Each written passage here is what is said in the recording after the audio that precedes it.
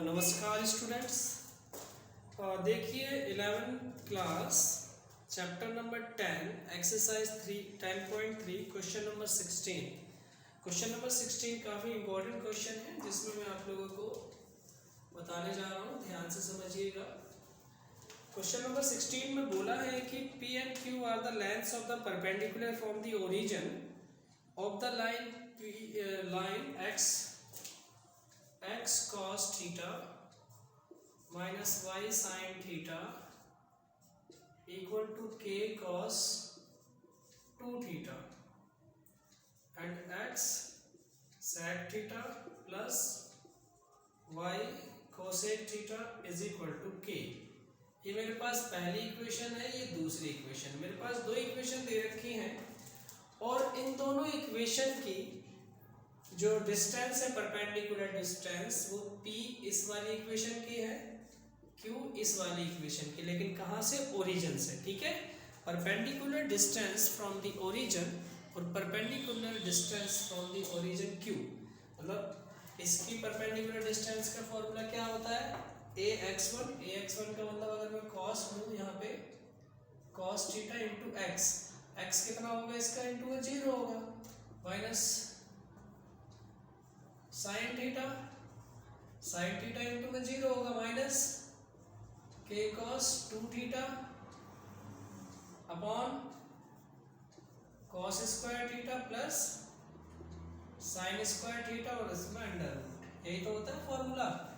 Perpendicular distance का formula क्या होता है? ax1 plus by1 plus c upon में a square plus b square. ये परपेंडिकुलर डिस्टेंस का एक फॉर्मूला होता है आपका। और ये x1 y1 वो पॉइंट होते हैं जहां से वो लाइन जा रही होगी। और ऑलरेडी क्वेश्चन में बोला है कि ये लाइन कहां से जा रही है? ओरिजिन से। तो x1 की जगह 0 रख लेना, y1 की जगह 0 रख लेना। ठीक है, तो मैंने 0 रख दिया। अब इसको जब सॉल्व करेंगे तो यहाँ पे आ जाएगा k cos 2 थीटा अपॉन में 1, क्योंकि 1 रूट है ना, रूट में 1, तो यहाँ पे क्या आ जाएगा? k cos थीटा इतना आ जाएगा। ये परपेंडिकुलर डिस्टेंस आ गई हमारे पास, ये perpendicular distance from the origin आ गई P। ठीक है, अब Q भी ऐसे ही निकालेंगे। Q भी ओरिजिन से ही है। x की जगह रखेंगे 0, sec theta into 0 plus 0 into cosec theta और माइनस k अपॉन में sec square cosec square theta और इसमें लगा देंगे रूट, यूँ बंद कर देंगे तो यहाँ पे कितना आ जाएगा? ये तो हो जाएगा अपना 0 हो जाएगा ये। फिर यहाँ पे क्या कर दोगे? यहाँ पे आप लिख दोगे 1 अपॉन में cos स्क्वायर थीटा 1 अपॉन में साइन स्क्वायर थीटा। ठीक, आगे बढ़ोगे इसमें जब सॉल्व करोगे तो यहाँ पे k तो है ही ऊपर, और अपॉन में जब इसमें एलसीएम लोगे तो यहाँ पे आ जाएगा रूट में रखना sign square theta plus cos square theta upon में साइन स्क्वायर cos स्क्वायर। फिर से आगे बढ़ेंगे कि ये चीज ऊपर चली जाएगी तो यहाँ पे sine theta into cos theta, square है ना, स्क्वायर है, रूट है तो रूट कैंसिल हो जाएगा स्क्वायर से, तो ऊपर साइन थीटा cos थीटा ही आएगा और नीचे अपॉन में 1 बचेगा, क्योंकि sign square theta cos square 1 होता है। ये हमारे पास सेकंड थिंग आ गई। पहली चीज ये आ गई थी, सेकंड चीज ये आ गई आपके पास। Now what we have to prove, हमें प्रूव क्या करना है ये देखना है क्वेश्चन में प्रूव करना है p स्क्वायर प्लस में 4q square is equal to k square. Proof क्या करना है हमें? मैं इसको मिटा दूं यहाँ से।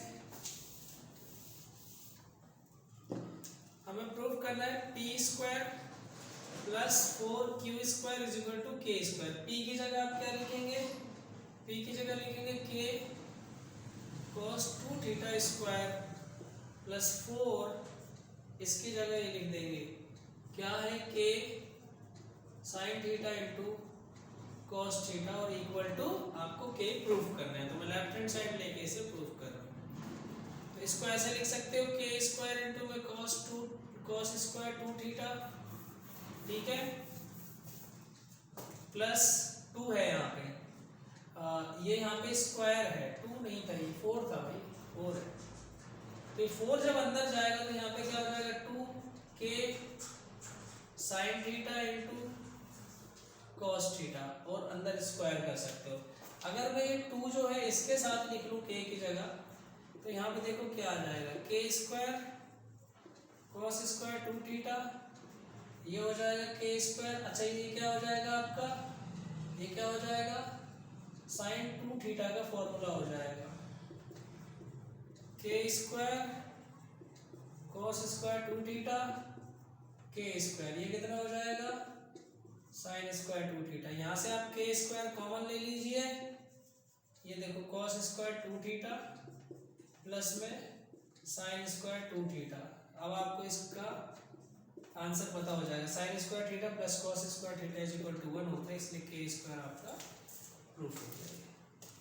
ठीक है, बहुत बढ़िया क्वेश्चन था, आपको ऐसे क्वेश्चन करना है, एग्जाम में आ सकता है, तो इम्पोर्टेंट क्वेश्चन है।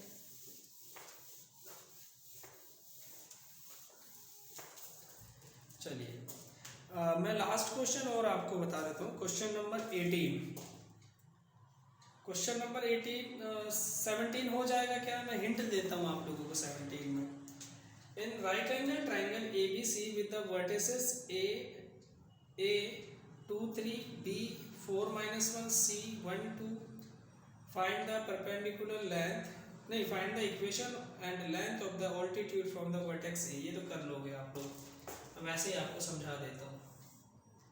ये देखो ये A है, ये B है और ये C है। A 2 और 3 है, B 4 और -1 है, C 1 और 2 है। यहाँ से आपने एक परपेंडिकुलर ड्रॉ किया, तो आपको एक तो इसकी लेंथ बतानी है और इसकी इक्वेशन बतानी है। तो पहले तो ये पॉइंट निकाल लेना, आप पॉइंट मिड पॉइंट फॉर्मूला से निकाल लेना, फिर यहाँ से इक्वेशन निकाल लेना, इक्वेशन के बाद लेंथ निकल आएगी। ठीक है, हो जाएगा। क्वेश्चन नंबर 18 बहुत इंपॉर्टेंट है, इंपॉर्टेंट क्वेश्चन 18 में बता देता हूँ आप लोगों को। P is the length of the perpendicular from the origin whose intercept on the axis A and B। मतलब अगर मैं बात करूँ, ये एक्सिस होता है, यहाँ पे A और B बोला है, परपेंडिकुलर डिस्टेंस यहाँ से है कोई, सबसे पहले तो मैं यहाँ पे लिखूंगा 0 और B, और ये लिखूंगा A और 0।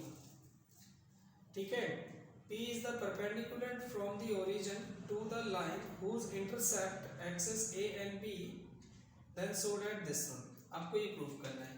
तो सबसे पहले ये जो पॉइंट है, ये पॉइंट आपको पता करना है। यहाँ पे इंटरसेप्ट फॉर्म बोला है, इंटरसेप्ट। ठीक है, तो यहाँ पे और इसके एक्सिस क्या बोले हैं, A और B बोला है। तो perpendicular distance from the origin, origin से परपेंडिकुलर डिस्टेंस ये, और यहाँ पे कोई ना कोई दो पॉइंट होंगे ही होंगे। ठीक है, ये कोई दो पॉइंट क्या होंगे, यहाँ पे आपको परपेंडिकुलर है, और यहाँ पे इसका मतलब P is the length of the perpendicular from the origin to the whose intercept on the perpendicular है, तो इसका मतलब इस पर 90 डिग्री का एंगल तो बन ही रहा है। ठीक है, और ये आपको गिवन है ऑलरेडी, क्या गिवन है 0 0। तो भाई सिंपल है, मुझे ये पॉइंट पता चल जाए तो मेरा आंसर आ सकता है। तो पॉइंट कैसे पता चलेंगे, अब ये पॉइंट आपको कैसे पता चलेंगे, इक्वेशन आपको पता ही चल जाएगी। देखो कैसे, इसको मैं अगर सॉल्व करूँ, यहाँ पे ये जो पॉइंट है मेरे पास, मिड पॉइंट फॉर्मूला लगेगा क्या इसमें, देखो ध्यान से, नहीं तो वैसे ही बना देता हूँ इसमें। पहले आप क्या करें, इसमें सॉल्व करें, सबसे पहले स्लोप निकालें इसका, स्लोप ऑफ A और B मान लो इसको, स्लोप ऑफ ए बी क्या हो जाएगा यहाँ पे, y माइनस ये 0 माइनस ए, मतलब माइनस बी अपॉन ए। स्लोप आ गया इस लाइन का, इस लाइन का स्लोप भी निकल ही आएगा, आपसे निकल आएगा ना इस लाइन का स्लोप। इस लाइन का स्लोप क्या होगा, इसको O मान लो, इसको P मान लो, स्लोप ऑफ OP क्या हो जाएगा, इनटू में slope of AB is equal to -1 होता है ना, तो यहाँ पे m1 इंटू में m2 is equal to -1। m1 की जगह कितना लिखोगे नहीं पता, AB का मान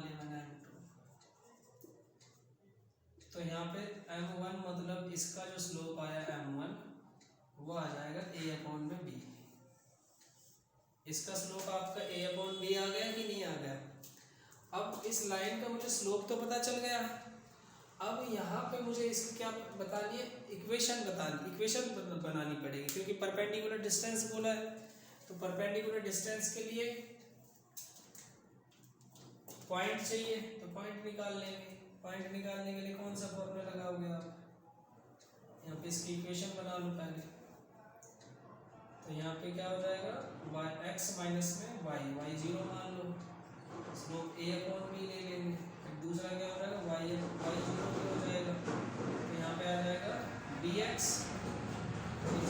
ay, कैसे, तो dx plus ay equal to 0। यही तो आएगी इसकी इक्वेशन, ठीक है।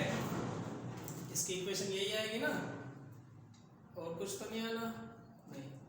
तो ये हमारी एक इक्वेशन आ गई। अगर अब मैं इसमें परपेंडिकुलर डिस्टेंस का फॉर्मूला लगाता हूँ, p इज इक्वल टू क्या होगा यहाँ पे, b प्लस a, मतलब 0 0 और अपॉन में a square plus b square, यही तो होना है, a square upon b square root में।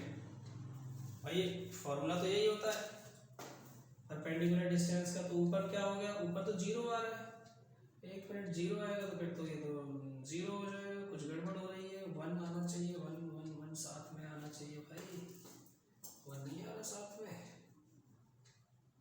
x minus 0 a b b c 0 0 ही आ रहा है, 1 नहीं आ रहा। 1 तो आएगा नहीं तो गड़बड़ हो जाएगी क्वेश्चन में। इस लाइन का इक्वेशन, इस लाइन की इक्वेशन निकालनी पड़ेगी मुझे। चलो